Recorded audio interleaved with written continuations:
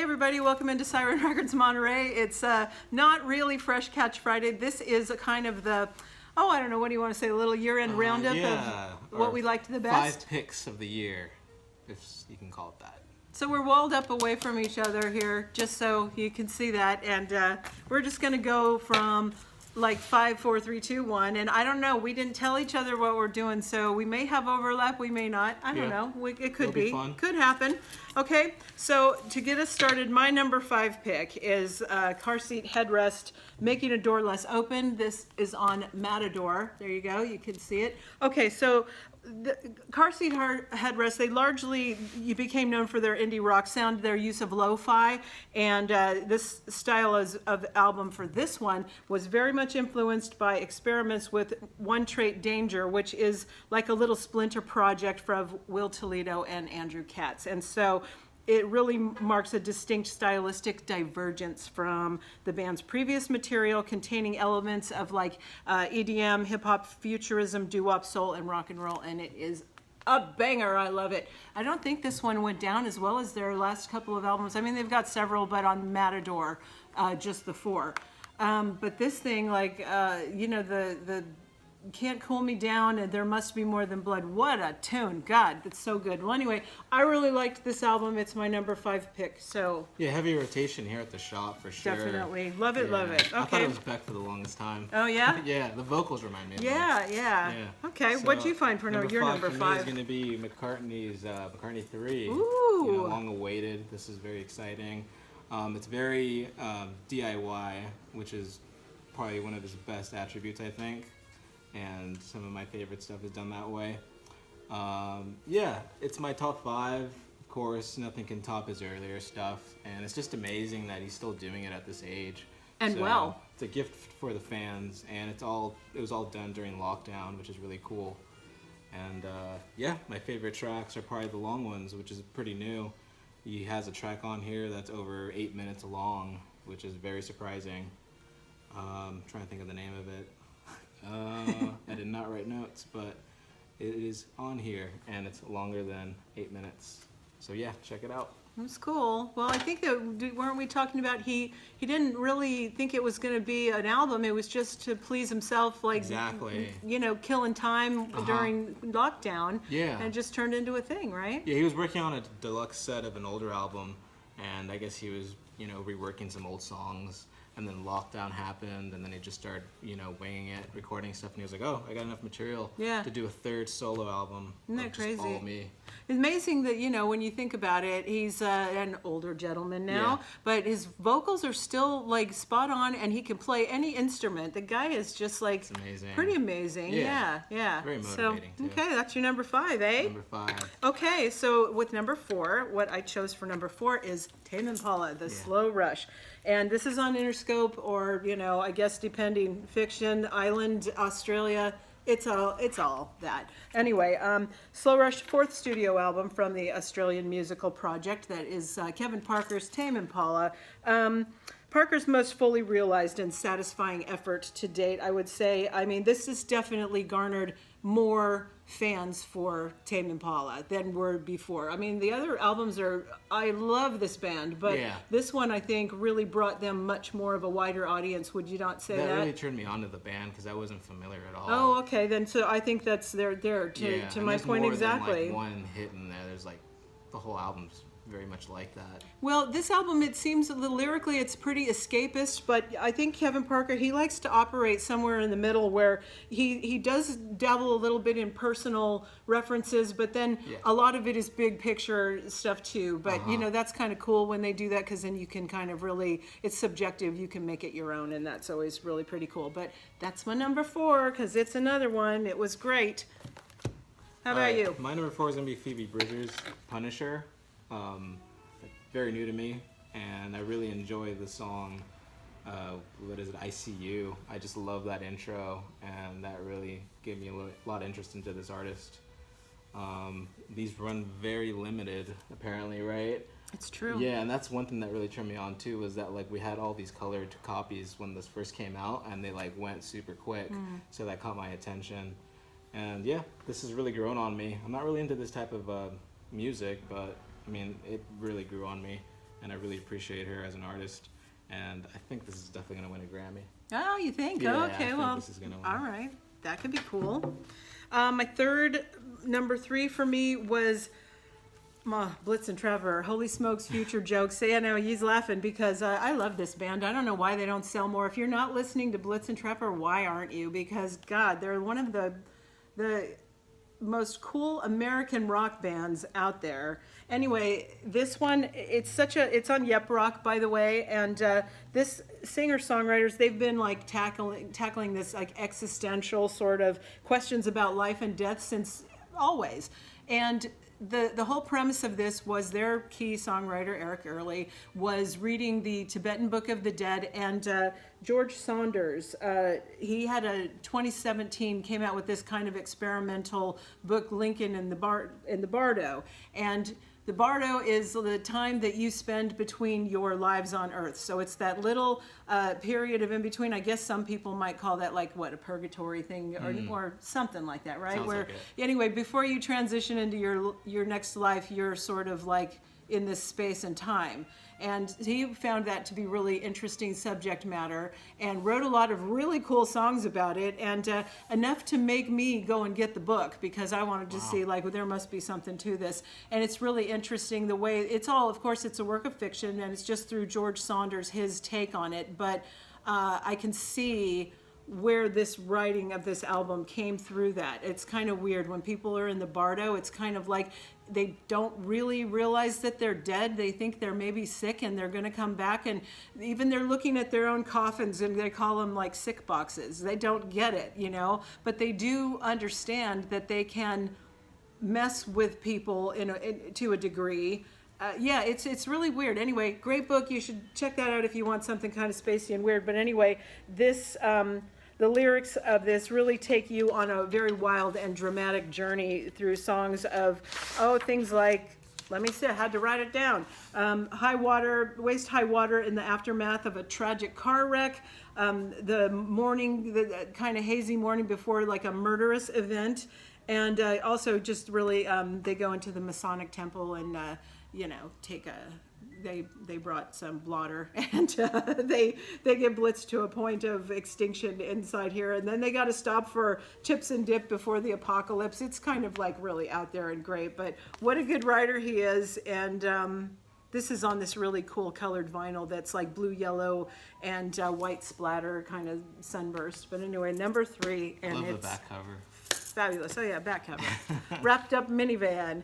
But anyway, really, really good. Highly recommend that. That's my number 3. What did you My find? number 3 is going to be The Slow Rush, Tame Impala. We just talked about it. Very good record. It's very danceable, too. That's one of the best parts about There's this. some good singles on that, There right? is, yeah. And, it's very personal, too, like that last track on here, One More Hour. So it's a good blend of everything. Really pretty cool. Yeah, I watched a lot of the footage prior to lockdown. Okay. It's amazing. They only played like 1 or 2 shows. All those people Well, and they were were supposed definitely to- lucky. They were supposed to be kind of local. San Francisco, was it? Okay. And yeah, it was like, I don't know, $400 for a ticket for that baby Wow. or something. Yeah. But anyway, Saving I read face. something interesting. See that cover photo? Yeah. That's actually a real place. It was just this town that was like abandoned, and then the sand blew into it. Wow. And so that's like, they didn't like just digitize This and is, make like, that. legit. It's a real place. Wow. Yeah, isn't that funny? Huh. Okay, now what are we on? Number 2? 2. Okay, for me, this is like, we talked about this the other week. It's Nick Cave, The Idiot Prayer. This is Bad Seeds Limited, and it's a concert, film, and live album that, again, same thing happened to Nick. He was like all set to start his European tour, and after that, the American tour. I had my ticket. I was ready to go, Wow. and they had to like shut it down. So he had been kind of thinking about paring songs down. It's like, again, I won't get too deep into this because we just talked about it the other week. But yeah, anyway, he decided to go ahead and book time at Alexandra Palace, and just, extremely strict distancing and protocols being followed. So they made the film and recorded some of the most amazing pared down versions of some amazing Nick Cave songs. I mean, I love his songwriting I so saw much. some of the footage. It's amazing. It's just, he's got such a presence, doesn't he? He's not always a badass. I mean, he is, but You know what I mean? Like when you see him live, he's a super badass, Okay. you know, but this is just real quiet and, you know, it's so, he's such a good songwriter and I don't ever think he gets enough credit for that. Anyway, this is part of a trilogy. This is number 3 in the trilogy of film that they've done. One was 20,000 Days on Earth that came out in 2014. The second one was One More Time with Feeling from 2016. And now this one, and he calls it It's Luminous and Heartfelt Climax. So this is a cracking good record. If you're into Nick and you're on the fence, don't be. Get it. It's great. Love it. I love how personal it is, and like, you know, there's an image of him and like at the piano with all his notes, and it's just scraps of different kinds of papers. Yeah. That's really cool. It is. He's just he's like he works in the chaos. There's like I think one of the earlier Nick Cave in the Bad Seeds album, the insert, it had like a picture of his workspace. Same thing, piano, just crazy notes everywhere. And they had to leave a note for the cleaner that was like, don't touch anything, because it's like he knows where everything is. So if you straighten it up, you're gonna really screw up the Yeah. process. And I love that photo. That's It's so awesome. good. So, okay, number 2, what do you Number 2 got? is going to be something from the Vault Jazz, Bobby Hutcherson from Blue Note, and it's part of this Tone Poet series that they're doing, where it's very audiophile and it's a gatefold, 1/880 gram. But I think this instrument, the xylophone, doesn't get much attention. It's one of my favorites, especially with jazz, and so I just love every track. And that's about it. Oblique. It's got a great cast, if you can call it that. It's got Bobby Hutcherson, Herbie Hancock, Albert Stinson, and Joe Chambers on drums. And I think it's a very good background music if you like that kind of thing It's a too. great cover too. Yeah. I love those. Love that cover. Yeah, it's really great, this Tone Poet series. They're really bringing some great Yeah, stuff, aren't they? I think they release about 2 a month, it seems. Yeah, yeah. And this one definitely stood out this whole year for me. Nice. When did that one come out? Do you remember? I think this came out maybe 2 or 3 months ago. Oh, okay. Yeah. so Nice. fairly recent. That one really made a high mark on your list then. Yeah, I did. Okay, so I gotta tell you, I have like a dual number 1 It's here. And one of them, see, the reason I have this one that I'm going to talk about is because the other one I can't show you, but I digress and we'll talk about that in a minute. But y'all know what it's going to be, of course. It's the Waterfall 2. It's My Yeah. Morning Jacket. And this one, again, beautiful record. It's the 8th studio album from this American rock and roll band. It's made up of recordings that they made in 2013. They were recording at Stinson Beach, just north of San Francisco, just up the road here. And they garnered enough material to make like 2 albums, and they initially thought about doing it as a double, but then they realized that, you know, the songs are, you know, you can really split them into 2. So they didn't even, Jim James actually at that time hurt his back, and I think he had to have back surgery. Things got postponed. So although the recordings were from 2013, Waterfall 1 didn't come out until 2015. Critics loved it. It was like a big record for them. And I think if you think about it, the way to sort of, this one was supposed to come out in 2016, but it never did because they got on with other stuff that was going on, and it was always considered to be the lost album. And it was like, you know, Jim James in interviews, they always alluded to the fact that it was out there. But anyway, how nice for us that they decided to release this, and it is such a beautiful record. And the way that you can think about it is Waterfall 1 is more like, it was about conflict, and this one is like the healing that comes after, which is really timely for 2020. In fact, the way that it decided to come about was, I guess, Jim James, again, he's their principal. He was listening to some of these older tracks, and the one that the album opens with, called Spinning My Wheels, he was like, oh, yeah, you know, and if you listen to this track, it is like the soundtrack for 2020, you know, and I just keep thinking a lot of times the stuff that I hear on this is, I can't wait to see this music live, and hopefully one day we will. I think that once we can hear this music live, then we know that quarantine and COVID is somewhat over with. For sure. But yeah, I keep imagining it, just the whole live feel of how great this is going to be. But what a beautiful record, so many great songs, and I love this to death. Now, the one that I can't show you, but is really perfection, Fleet Foxes, Shore. And the thing is, the vinyl's not out until February, but it is technically a release this year. What a perfect record, eh? Yeah, I for mean, sure. it's just like, it was sort of made, Robin Pecknold in quarantine kind of made this without the others. There's a lot of guests though and other things. It was a follow-up to 2017's Crack Up and their first release on Anti Records. And it's their second album since regrouping in 2016 after a 3-year hiatus. So when pandemic started, Robin started working alongside recording and mixing engineer Beatriz Artola, and it was made by him without the other members of the band. As I said, it features a much brighter sound. Lyrics are beautiful. It's such a cohesive piece of work. It's like a piece of art. It is, God, I don't know. I just love thought, the single. oh, Can it's, I Believe You? yeah, yeah. Oh, and you know, and if you're a fan, go on to Fleet Foxes their website, because there is going to be a live stream on the 21st. That's next Monday, of him performing in that church.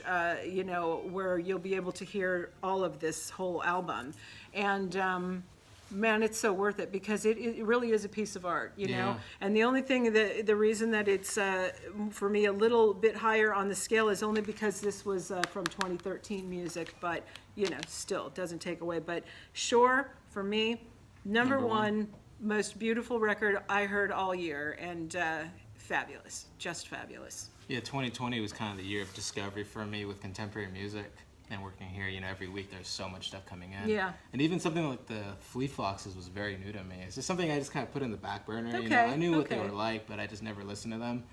And then until I listened to that new album, I was like, whoa, okay. So good. This is good. And so that's what happened with my number one pick is the Arctic Monkeys. This Oh, live at the okay. Royal Albert Hall. You know, I wasn't familiar with this band at all. The only song I knew was Cornerstone. I love that song. Ah. I never really knew where to go from there. Okay. So this came out, and I was like, "Oh, the Albert Hall! I love you know anything that's recorded from this venue is always going to be good." So I knew this is going to be special, and even just the cover, like it's so simple. You know, yeah. when something simple like this, it's usually going to be really fucking good. Very beautiful. So this came on at the shop, and I was like, "Whoa, okay, all right," and it's good because like.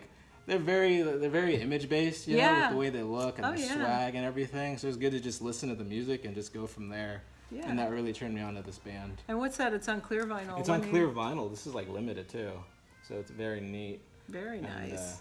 yeah, a lot of the Oh. songs on this I like a lot. Oh, you surprised me. I did not see that coming. So Yeah, and I like the live songs better than the studio versions because I Okay. went back and I was like, all right, let's see how this sounds. Because that's always kind of fun to just do is like you go back and you see what the original sounds like Yeah. before listening to it. And Okay, it's just, okay. it's a trip. Wow. But yeah, this is my number one just because I've been playing this a lot. Yeah. So yeah. I mean, we could have gone for 10 Yeah, it's easily hard, because but there's like yeah. so many great records out and about. Live albums are always love or hate, and I always have like a little soft spot for them. I Just 'cause it sometimes reflects yeah. like the artist, you know, without any, you know. It is, yeah. Sometimes I really hate it, but it was more like, not so much like the newer stuff, but sometimes old stuff that you hear from the 70s. I got a real pet peeve about hearing the crowd sing. I Right. don't pay Yeah, I my can't do ticket to that. hear you. I want to hear them, so Yeah, shut that for down. sure. Yeah, I don't like I'm it. picky like that too about live Yeah, albums. and it's just when you always hear, and you get somebody next to you that won't stop singing in your ear, it's kind of like, stop. Yeah. I know people get excited Yeah. and they get, you know, but still have a little courtesy, especially with the prices you pay for Right, tickets for now. sure It's like, I nowadays. really didn't pay to hear you. Yeah. But anyway, that's a surprise for me. Good choice. Yeah. And yeah, so anyway, we are going to have Shore for you on vinyl in February, and I believe the indie exclusive is going to be on bone-colored vinyl. So I think that's what they're saying. But anyway, now you can get it digitally. Of course, you can listen to it on Spotify and all that. You really should do yourself a favor and do that. Okay, so yeah, that wraps up That's a the wrap. good Christmas thing. And yeah, so happy holidays, everybody, and stay safe. You don't have a choice. I think it's going to be the drive-by Christmas, Yeah, isn't for it? sure. Yeah. Through the window. Yeah. So anyway, good things for 2021. I think that, you know, God, we deserve it. We deserve to have a good 2021.